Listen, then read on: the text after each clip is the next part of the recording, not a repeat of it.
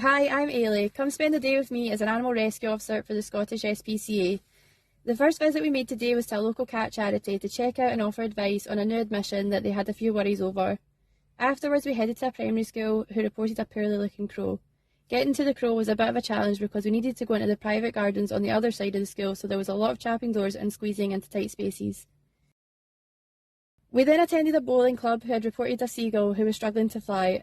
After a wee chase, we managed to get a hold of him and I only got one injury. After this, we attended a call from a home of a woman who had found a jackdaw that was struggling to walk. I tested his strength on his feet, which seemed fine, so I decided to take him to our National Wildlife Rescue Centre in Fishcross to be checked over. Our next call was a seagull on Alloa High Street who was reported by a member of the public because he wasn't flying.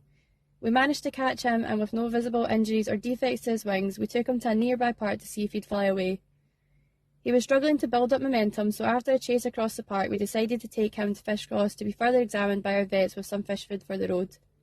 We headed to Stirling to report of an owlet, but when we got there it turned out to be a baby finch. We managed to rescue him so we could take him to Fishcross. It was then off to rescue an injured gull who was stuck in the middle of an island on a busy roundabout. Afterwards we headed to a report of an injured gull chick with no parents visible. When we got there it was clear that the parents were there, as you can tell from the net.